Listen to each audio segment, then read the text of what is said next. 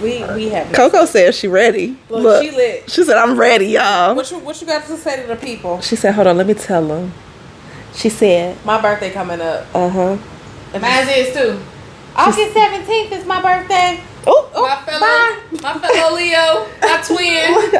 She was like, Leo gang. She said, I accept presents and treats and whatever you want to send me. Exactly. So, this episode is actually going to be a part of our Not So Murked in the Midwest segment. That is where we cover. It's still going to be tied to the theme of our season, but it just didn't take. We're just venturing out a little bit. Yeah. It actually came along and about because of some of your leaving the Midwest travels. Exactly. Yes, you know. Yeah. I ain't never home. Ever. Mm. And so, I don't know if you guys remember, but back in April, me and Keisha, we had went and took a trip to New Orleans. For my NOLA. birthday. Well, me and my sister's birthday. Turn up Aries gang. Gang. And while we were there, we actually did a supernatural tour, right? It was fun. It was like a ghost tour. The ghost tours are so good there. And while we were doing that, we stopped at a bar where he let everybody go in and get like an Irish coffee and stuff like that. And so we stepped outside. First of all, I feel like crowded. It was hot. It was crowded, and I just felt like Irish coffee would give me the bubble guts. I had already had one that day. Yeah, so I was cool. And then I had switched to tequila. Yeah, you have to be careful with mixing the liquors. Yeah, so I was like, you know what? My stomach is not going to sound like 2 boots in a dryer on my trip. So, no thanks. So, we stepped outside, and the tour guide, he was out there. And so, we asked him. We were like, hey, so we do a podcast and, on true crime. And so, he told us the story of Zack and Addy, which apparently is a very popular story in New Orleans. It's actually sad. It is. It really is. So, this is the story of Zack and Addy. So, Addy Hall and Zach Bowen are the two in our story. And Addy Hall was described as a free-spirited, she was feisty, independent artist. Like myself. Jackie, I'm not an artist. Sorry. But you feisty and independent. And you know what? I will say, you are an artist in your own way. You are very good at decorating. Yes. And that takes that's an artful eye. Look at my friends building me up today. It's the truth, though. It is. Because can't everybody put stuff together, honey? They throw some stuff together and you be looking like, let's say, looks good. And everybody else is like, I don't know about that. But yeah, so she was a poet, she was an artist, a dancer, and she also worked as a bartender in the French Quarter. That seems like it'd be a great job. Like, honestly, okay, so y'all want to hear just a little sidebar of something that I am thinking about doing, not thinking about, I already got the link to it to do it. Getting the little bartender's license, because I feel like that would be a very fun, lucrative, like, you don't have to think about it too seriously because it's just bartending. But it just be like fun. You get to talk to people. I love talking to people. You get to pass some drinks, which makes them happy most of the time. I like have my moments where my social battery is up, then it's down, then it's up, then it's down. Like, and you only really have to do it when you kind of feel like it, because you have real jobs too. So you just do it every once in a while. I don't know. I always wanted to find like another source of income. Like, well, I have other sources of income, but I just wanted to find a fun one. Like bartending would be fun, but we could bartend together. We can. I was about to say, be on the lookout next. Y'all can see us in the have some Murked drinks, baby. Yeah. Y'all will be fucked up. You're gonna be like, this tastes like juice. This weekend. Listen. I was definitely lit off this punch that was made. Like, it was like smooth, and then it was just like, wait a minute, when you stood up, like, hold on, sit back down. That reminds me of my first time having Remy. Have y'all ever had Remy Martin? And that shit is so smooth. Yeah. And be like, And you just drinking it because it's just like, it's like juice. You know how I say my certain... Oh my God. It's like juice. With the It's like chips. Bush light. It's like juice. Anything that tastes like juice and it has alcohol in it, it is not juice. It's going to continue to glory later. And so then when you finally stand up, and I stood up and the whole floor moved like this. And I was, okay. And I just sat back down. I said, I'm going to sit here for a while. Sit here. This is a nice couch. Yesterday was the most I've drank beer in my entire life. Really? And I had I think I had like 3 cans. That's so good. I had a can of Bush Light, and then I had 2 of the peach. That's so awesome. I'm an adult. That's awesome. I facilitated that. That was great. I'm an occasional beer drinker. Occasional. I had never tasted a beer that I could actually finish. I've tried multiple, but I could never. There's ones that are out there that are good. Yeah. I like Bud Platinum. I never had that. So let me tell you. So if you're looking for a low carb beer, because you know beer has lots of carbs. Mm-hmm. Low carb beer with a high ass alcohol content, it's like 13%. One beer, like I was like, oh, this ain't shit. You know. You see what I mean? Literally. We talked about this yesterday with this one. Yeah, what? We did. You a sneaky one with What? because you know a lot of times you be like, oh, I don't like stuff that's too much, that's not sweet. She's like, I don't like sweet wine. But she gets you with the alcohol. This one like the She liquor. come up with the 20% wine. And then she gonna tell you about the 9,000% beer. Yeah, like that. Alcohol Okay, so go back to tell us about your Okay. 13% beer. So this Bud it's Bud Platinum. It's not like the size of a regular glass beer. It's like a slimmer one. Okay. And it's really good, but you got to be careful because I'm like, oh, it's low carb. I'm gonna be okay. You know, let me just try this.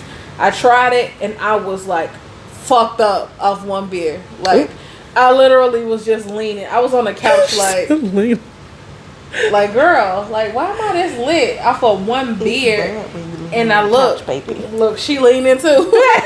And I was just like, oh, okay. But it's strong. Okay. And it's an acquired taste, I will say. I think beer overall is an acquired taste. There's True. certain ones, There so are I'm certain telling ones, you. like the Bush, that was actually, that was, I like the craft. I could finish it. Yeah, craft and beers then are the other good, one yeah. that you guys had too, where I asked you and I was like, what does it taste like? She's like, it tastes like summer. Yeah, the summer shandy. Yeah. It does. It does taste like summer. That one was actually pretty good too. But anyways, back to the story. We could talk alcohol all day. So, Addie was a bartender in the French Quarter. Mm-hmm. And she actually grew up in a abusive home. Oh. And then she got into an abusive relationship. And it was her leaving that abusive relationship that led her to New Orleans. Okay.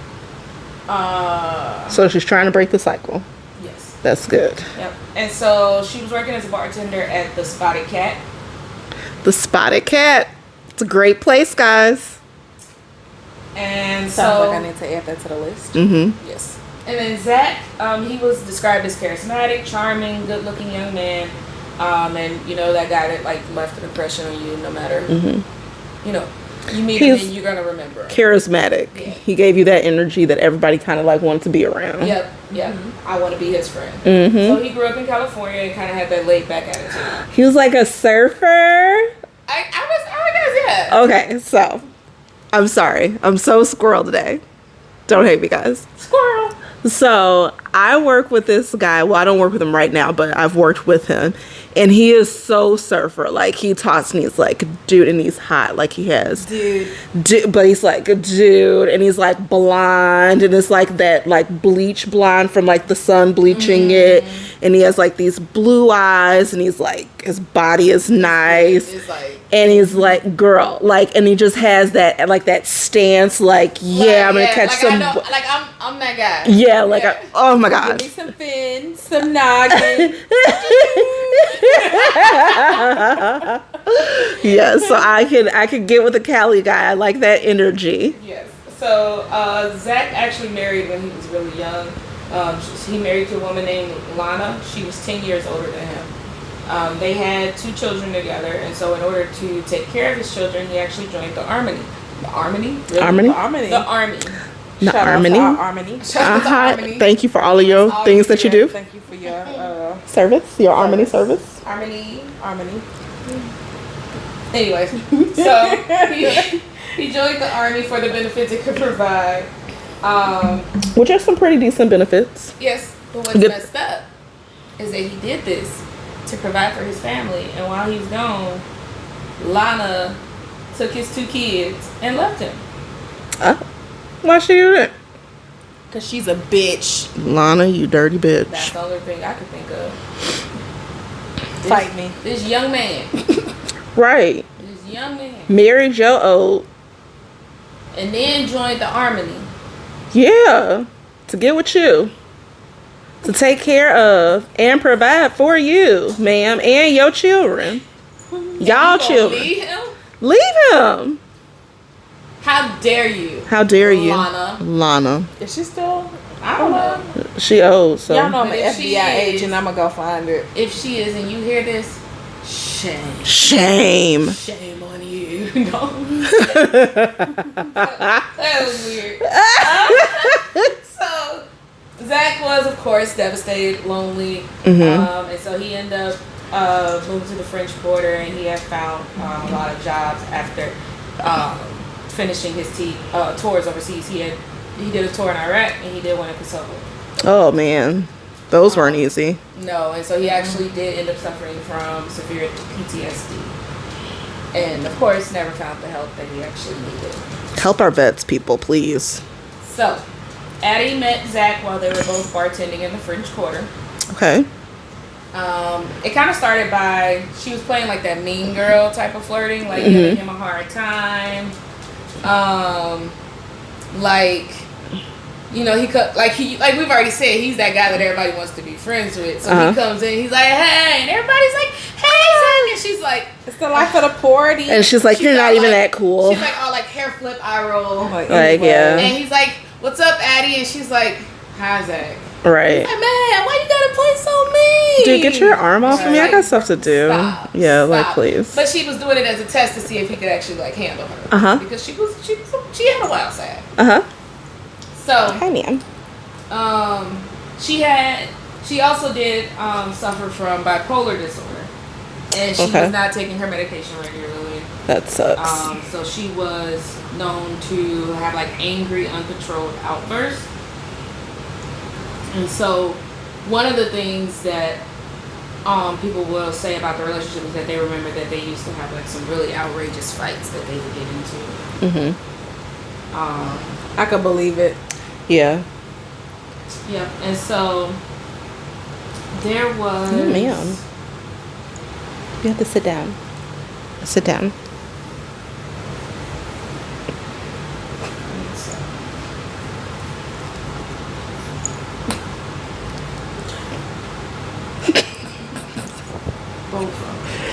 What is going on around here?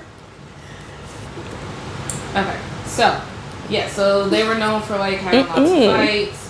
They kind of like had a very like up and down relationship, and then drugs and alcohol got involved. And sex, drugs, and rock and roll. Yeah, so that's you're rough. thinking one suffers from severe PTSD and now is adding drugs and alcohol to that. One has bipolar disorder and is not taking her medication. And is putting drugs and alcohol. And is putting drugs and alcohol on top of that. It's a bad. So I can speak to the bipolar disorder and drugs and alcohol. Yeah. So a person I dated was bipolar. He did have medication that he took sometimes. He would take it. He would feel better, then he'd stop. He would say he didn't like taking it because of how it made it feel. But then to deal with like the manicness, he would smoke weed and pop Xannies and stuff like that.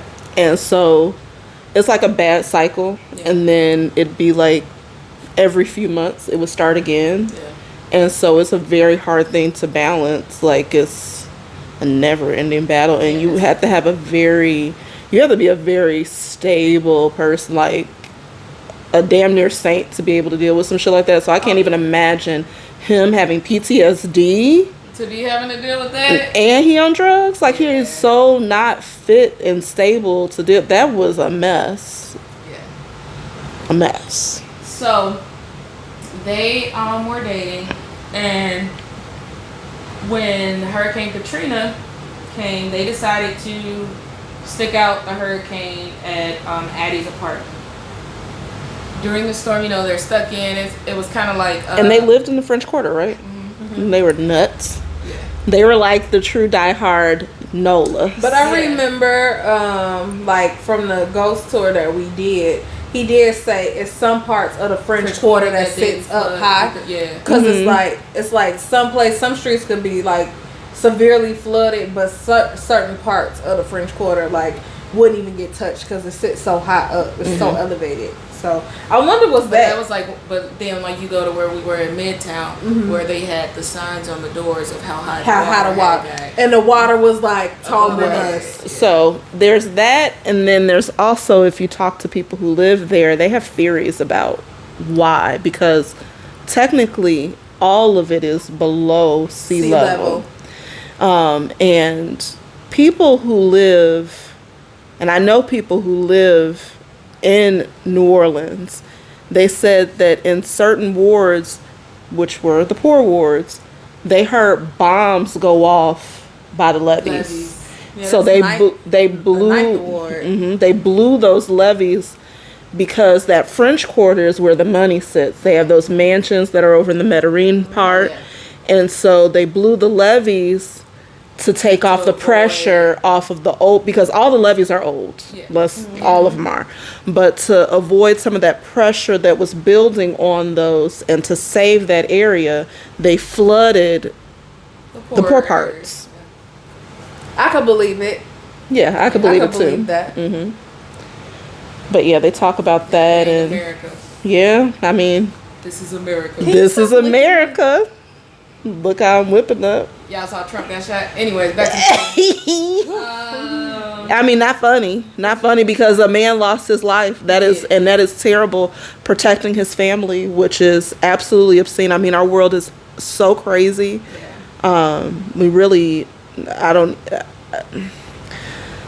We can't solve it. I can tell you that. Well, they decided to stick it out in her apartment, and they're in this apartment together. They realize, you know what, we are deeply in love. Love you, babe. So it was like the COVID syndrome. I love you. I love you. I can't live without you. COVID broke up some couples and made other couples stronger. Stick together. Yes. Yeah, that's why we got so many COVID babies. Baby, they was getting it in. They said, "Come here, I love you." So after this, they were inseparable from that point. And they made a name for themselves as they served up drinks as bartenders, and then they would give meals to different people. So they were doing the work of the Katrina, So they were actually photographed for national magazines and newspapers after the devastating storm. They were interviewed about their choice to stay in the city, and so for a while they felt like royalty. On top of the world. Because they were taking care of their city. People recognized them. They were getting notoriety. Come together moment for the community as well. Yeah. Because that's all you had to lean on at that point. Because, we saw what the government did for them. How long they stay in that damn Superdome. Well, I had to do a research project on that, and I was sick as a dog. Like, all the shit that, I had to do. It was my senior year project of my undergrad, capstone. And I had to do the research and, the stories that you will pull up about everything that happened in that Superdome. Sick. Really? Fucking sick. Yeah, so, yeah. I just remember some of the stories that I read about how people were using their boats to go grab people and how long they had been on their roofs. How some people were so weak that they couldn't even stand and they were dragging them off the roofs. How long they had been without water. I remember reading stories about people drinking their own urine. Just bad stuff, but it's it's interesting because we do live in what people like to claim is the greatest country in the world. But it's our responses to things that are so traumatic sometimes are so bad. We are a well-developed third world country, and that's the hell I would die on. I don't tend to disagree with you because you look at it so many times. Like, there's so many examples of poor. Like, look at the response to COVID. Look at how many people died from COVID that didn't have to. Whether you want to healthcare infrastructure. Yeah. If you want to say COVID was real, you don't want to say it was real. A lot of people died that they didn't just whatever it was. People died and they didn't just die because they wanted to. Yeah. If you look at the whole response to Katrina, that was bad. The whole response to Harvey. Oh, Harvey. And wasn't that's the one that hit Puerto Rico, right? No, Harvey was the one that hit Houston. What was the one that hit Puerto Rico? Okay.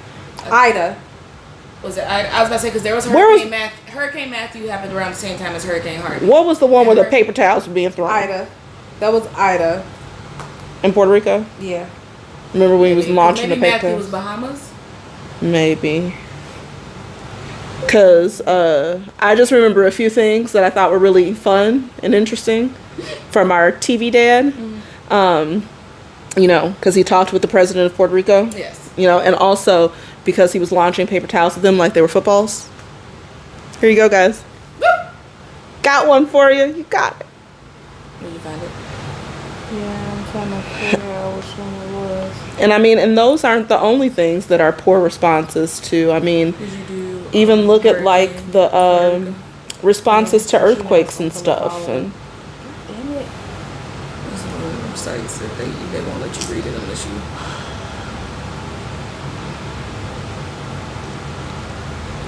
But yeah, like even our responses to earthquakes and other natural disasters and health outbreaks are just, they're deplorable. Yeah. Like we could do better. Hurricane Maria. That's what it was, Maria. It's crazy. Hurricane. Girl, they be out of control. And then what's this one? Burl is doing. She doing a number. Well, did a number. Mm-hmm. So, everything was going good for them until reality set back in. The lights in the city were turned back on. Okay. Things start to go back to normal. And, you know, the real cleanup began, and they were forced back into a lifestyle they weren't ready for. You know, again, like they weren't ready to go back to having to work and pay bills and be responsible adults. So they were working, but the structure of society was hard for them. Yeah. They were better with just being able to do things, but having to manage, do bills, be responsible, or what society likes to call responsible, is not for them. Yep, their bills piled up, job schedules came back, responsibilities returned, the bonfire in the middle of their street that they, you know, were cooking on was reduced to ash. So they did well when it was like this camping environment, like we're living off, you know, off the land. We ain't got to worry about paying our light bill because all the lights are off. We ain't got to worry about. There is something to be said about that. It is. Mm-hmm. Because, you know, the Native Americans live that way, and a lot of what they used to like to call non-civilized communities live that way. Mm-hmm. And they lived well. There were no homeless people. People had things. They had what they needed. They didn't have a lot of luxuries, but they had what they needed. Yeah. And then our society was projected onto them, and then all of a sudden you have people that are homeless, people with substance abuse issues, and but it's a better life for them, right? Yep. Some people don't function like that. Well, they came back to reality, mm-hmm. and coming out of this, you know, bubble where it was just Addy and Zack, mm-hmm. she was like, okay, I just want Zack. She didn't want his struggles or to have to deal with his ex-wife and his kids and fuck them kids. That's how she felt. The honeymoon phase was over,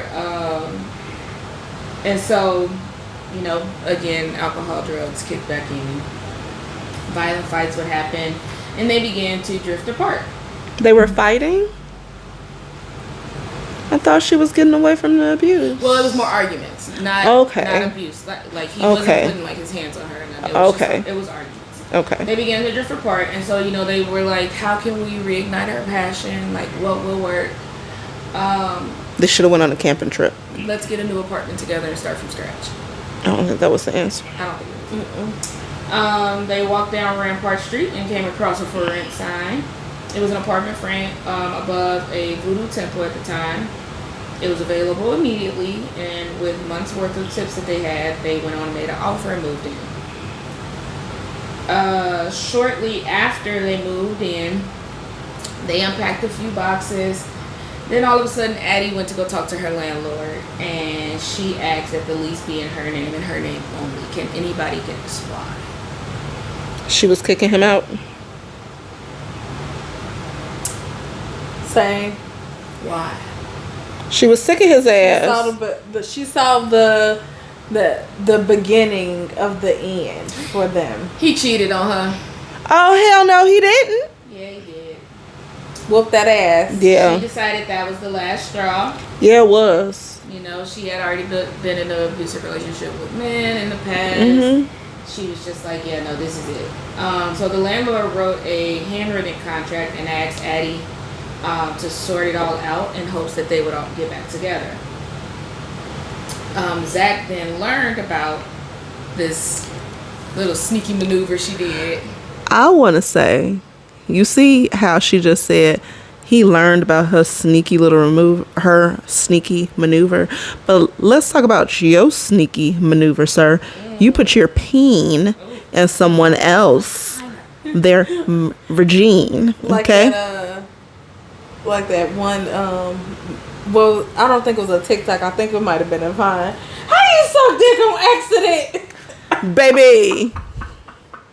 Fell asleep. I fell asleep and I fell over and just fell. Mouth was like, "Ugh." I tripped and fell in the That's what happened. Was sleeping, slobbing right on the knob. That's what happened. It just happened. It just I was cheated happened. on, and that was the reason they gave. It just happened. It just happened. I will beat your ass, then that'll just happen. I was in high school. I was in my senior year going to college. About to go to college. And the guy I was with at the time, he was like, he came and he told me. And see, that shit is just for them. Because truthfully, lie to me, bitch. I don't need to know that. yeah. So he told me, and I was like, and it didn't hit me right then and there. I was quiet, and I was like, okay, bye. Then, like, I'm that person where later I have questions. Yeah. And I want answers to all of my questions. Yes. And you should be able to answer them. Yes, and I don't want you getting agitated and annoyed with me like I'm bothering you. You Don't disrupted my life. Right. Don't get defensive with me. Period. So I'm asking questions. I'm like, so what? He was like, yeah, my friend asked me to go to his girl's house with him, and when we got over there, she had her friend there, and we kissed, and I was like, so y'all just kissed? And he was like, nah, I mean, why would we just kiss? Like, that's basically what he said. He was I would have been like, oh. So what you're telling me is that you went into a setup situation to go get some pussy. Yeah. And why would we just kiss? As if like I was crazy for asking that question. Like, while you have a girlfriend. When he said that they kissed, it was like I should have known that he was implying like we kissed and it went further. I'm like, nah, I need the exact details. I need the details, sir. Yeah. No vague stuff. Tell me what happened. So yeah. Give me the play-by-play. Yeah, he was like, it just happened. I'm like, beat your ass. It just so happened that you had a setup from your boy, and it was just y'all four. Okay, it just happened. No, sir, those were some in a court of law that ain't just happened. That's called you set that up. That was premeditation. Premeditated. That was the time I was cheated on, and so I did the whole. This is my first time being cheated on. And so I'm like, okay, well, let's work it out. Nah, it didn't last for more than a month after that. And it was crazy because I went off to school, right? And then he broke up with me because he thought I was going to cheat while I was off to college. Oh, you sure I am. Sure am. You're right. Yeah. So, remember how I said I have some bad qualities? Yeah. And pettiness is one of them? I'm 1,000% not the person who can let bygones be bygones. I can't do it. And so I know for myself, I know this now, but if you cheat on me, we're done. Yeah. Because if you cheat on me, I'm going to cheat on you. Yeah. And it's going to be worse. I learned that. because in another relationship, I was cheated on, and it didn't go as far as it was. It started as sexting. That was where I had caught it. Oh. I caught it at the sexting phase, and I called him out on it. And you know, he's all apologetic and stuff like that or whatever. And I was like, yeah. And so I'm like, well, how would you feel if I did that? Or I was like, how would you feel if I went out and had sex with somebody? Of course, I put it in the most crude form that I could think of.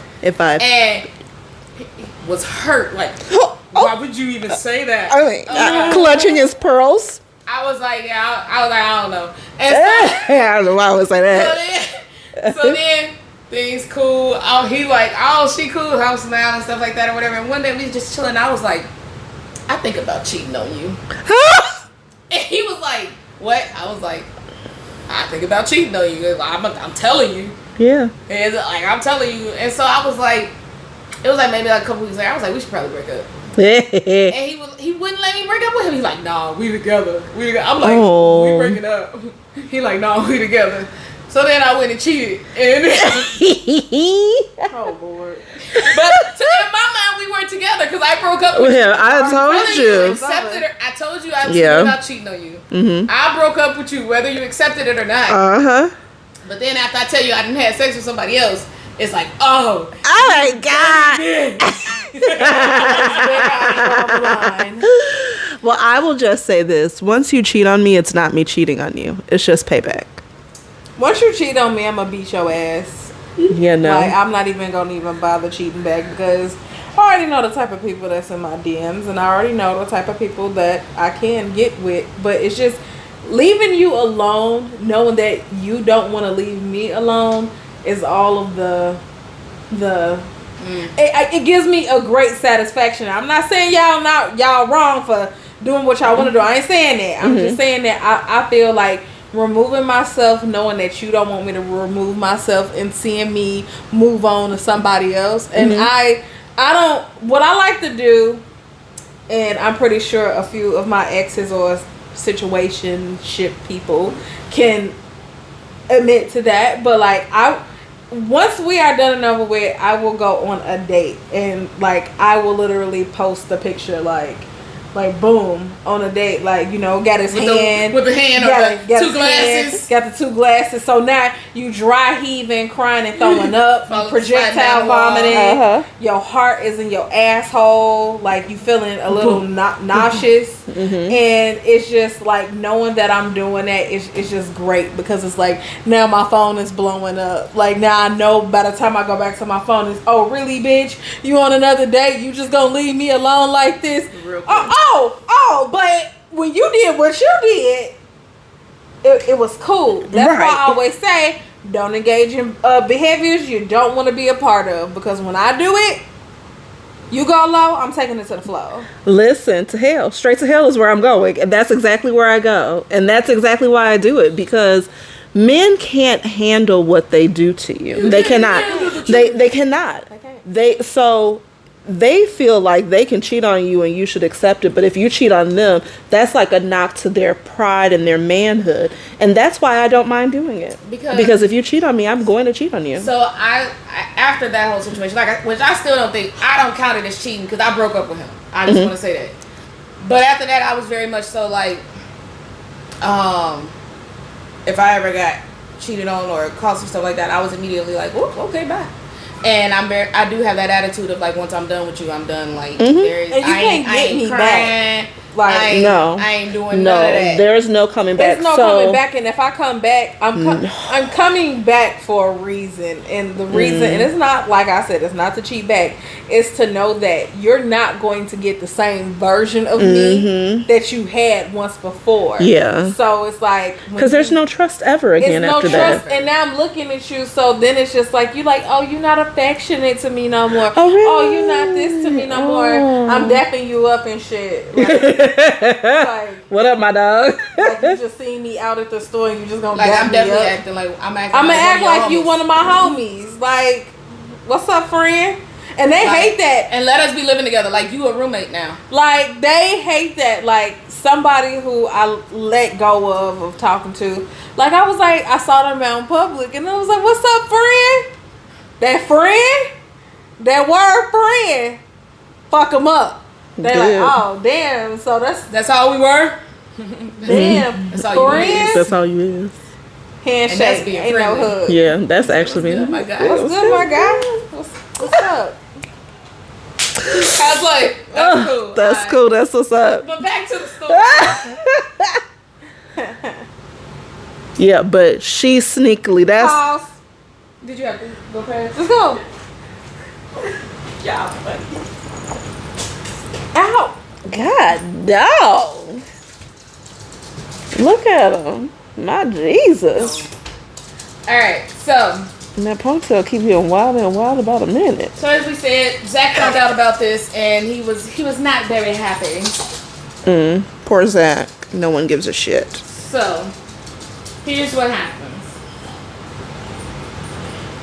All of a sudden, Zach is going out, right? And he ain't got Addy no more. And they like, well, where's she at? And they like, he like, Your she girl left me. dipped. She up and left me. And people were like, that sound like her. They like, he was like, she went back to North Carolina. So some were surprised because they knew that she loved New Orleans, but other people were like, yeah, she, you know, She's flighty. yes, exactly. She's bipolar. She could, one day she like this, next day she's something else. Yep. And so Zach was out, he partying, he seeing strippers and Not the where's strippers. the bunny rabbit out there? Squirrel. Hi, bunny.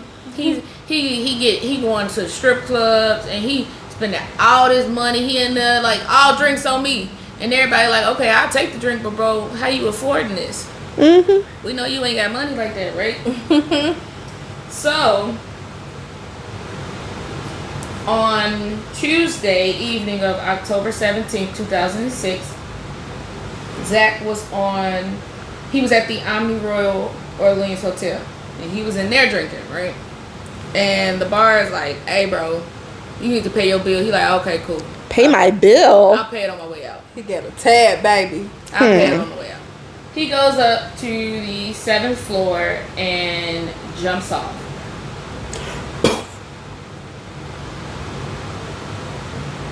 He turned into a fine mist. Scattered body parts. I was not expecting that part of the story. What the? When you can't pay your bill, off yourself. Unalive yourself. Unaliving ourselves. We go for the gusto. Yeah. That was So he jumped off the building. He had a handwritten note and his army dog tags inside of a plastic bag in his back pocket. And he had the gate keys to Addy's apartment in his front pocket. The letter said police only, and it led detectives to the home of Addy and Zach's landlord for questioning. Once the landlord pointed them in the right direction, they found out that Zach's letter was very, very, very true. So, let me read the letter to y'all. The letter is gross. He says, this is not accidental. I had to take my own life to pay for the one I took. If you send a patrol car to 826 North Rampart, you will find the dismembered corpse of my girlfriend, Addy, in the oven, on the stove, and in the fridge, in a full signed confession from myself, Zach Bowman. Cryptic as hell. So, they go to the apartment. Oh my God. And they're walking in this apartment, and the first thing they notice is there is no smell, and it's freezing. The air conditioning had been set to 60 degrees and was set on full blast.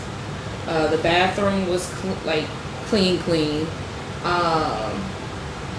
On the walls were he had used like silver spray paint to write I love her, I'm a total failure, and then he had look in the oven with an arrow pointing to the stove door.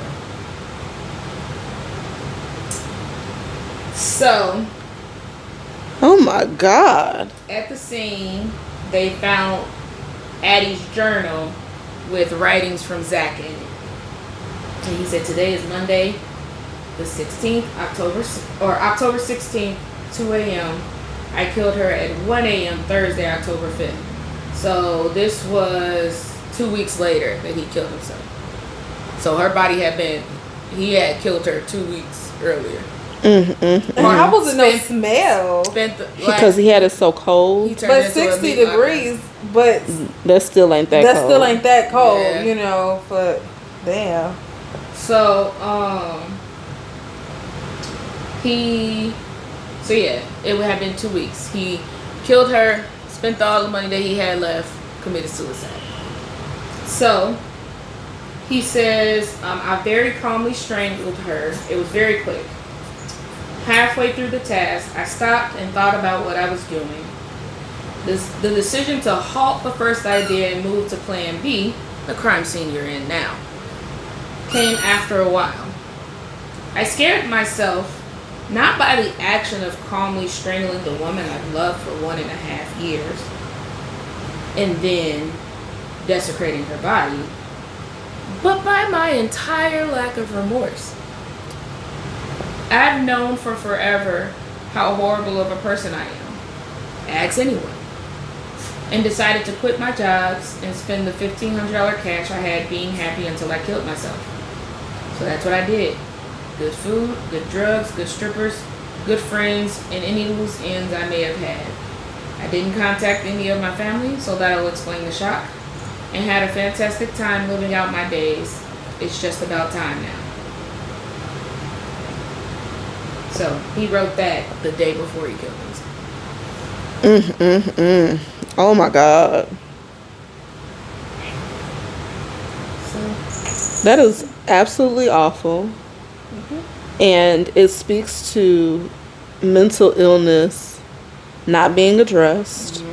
I understand that he's a vet, but a lot of times it is very difficult for vets to actually get the assistance that they need. Yeah.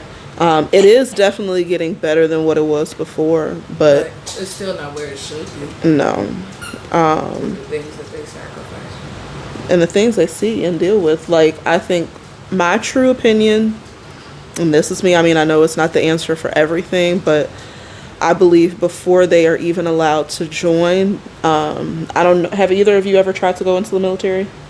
My mom talked me out of it when I was younger. So. I think it was something where they said I couldn't because I was an insulin dependent diabetic or something. Okay. So I did try to join the military. I went through the whole process. Like, you go to the MEP center, they do a physical evaluation, you have to run, you have to do all this stuff. They check you out. They do drug screenings and stuff on you. I passed everything except for the vision because I have very poor vision. But one thing that they don't check is they don't check your mental health. You don't talk to a psychologist. You don't talk to, and I don't know if it's different now because that was literally, I was right out of high school because that's what I was going to do. But no one talks to you about your mentality and what you think, and do you have trauma, and have you been abused? But it shouldn't be that way because you're teaching them, you are making them a weapon. Yeah. Now, think about in high school, did you have any friends that were like boxers or new martial arts? And they couldn't, they were considered a weapon. Yeah, they were like licensed. Their hands were considered like weapons. Registered weapons. Yeah. Because they weren't allowed to fight. They could actually go to jail if they hurt someone because they were considered weapons. But now you're training people to teach them how to kill. I want to do boxing. Yeah, it would be cool.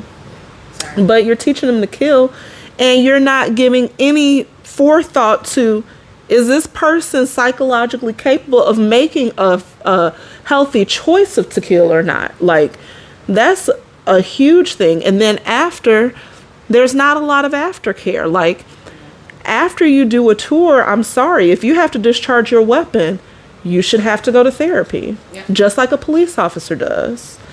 After you see someone die, even if you don't kill them, you should have to go to therapy.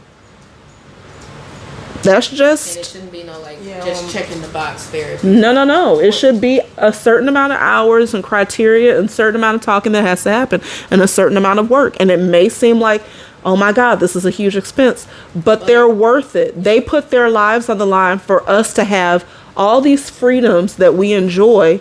And what, really, is there a dollar amount that we can put on that? I don't think that there is. And coming from somebody who, like, my dad was in the military.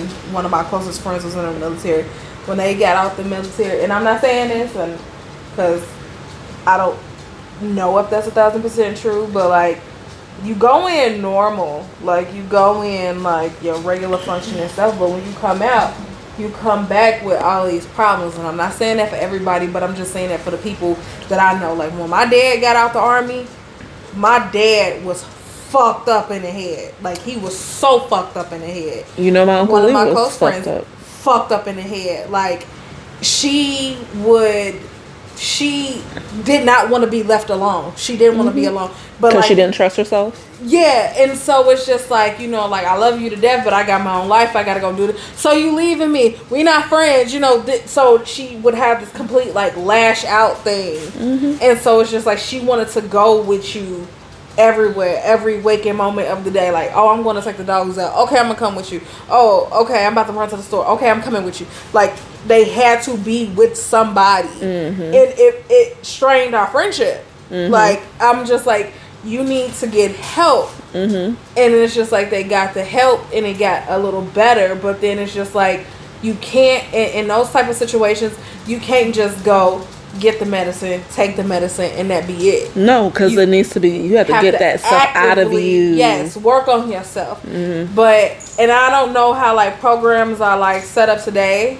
And that's what kind of has me concerned, like, especially having another family member that just went off to the military, and that I'm scared, you know. But it's just even now seeing veterans, like, that's one of the worst things. How we were just talking about America, how it's like a shitty place. Like, it's just like, I see homeless people, they're veterans. I see mental health issues and they veterans. Okay, those are the people that we should really be taking care of. Why are they on the streets? Why don't they have the care that they need? Yeah, you got the VA hospital, but are they doing enough? They've really improved. They really have improved. So this is not just a complete not, because honestly, America is a great place, but then there are things that are shitty and need to be a lot better. But the truth of the matter is those stories that you're saying about your friends and your family, those are repeated in my family. Like, my uncle was in the military. He literally killed himself.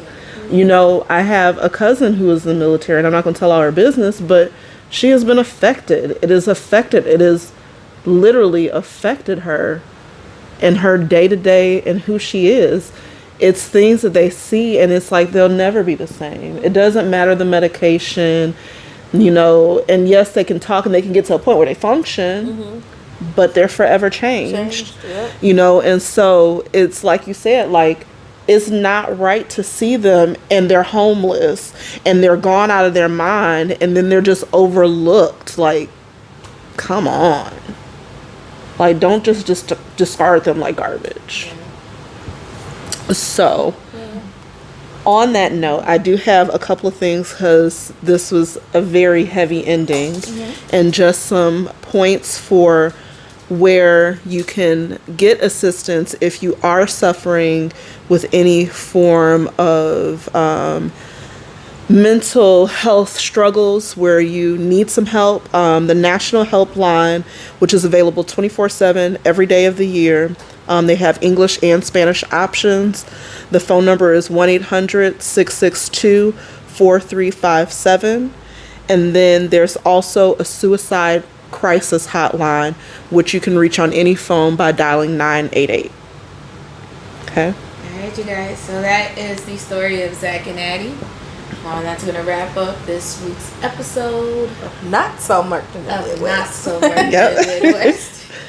And we can't wait to see you guys next week. As always, please like, share, subscribe, tell your friend, family, your auntie, uncle, cousin, brother, sister, baby daddy, baby mama, best friend, ex-best friend, everybody. The people that you cashier at Aldi. Right. Tell everybody to go and follow us at Murked in the Midwest. Yes. We are on all platforms, all listening platforms. We are on all forms of social media. So please go follow. If you have a case that you would like us to cover, you can leave a comment, or you can go email us at murkedinthemidwest@gmail.com. And make sure that you like and subscribe right underneath where you're watching us right now. And as always, we appreciate you. Bye. Don't murder anybody. Bye.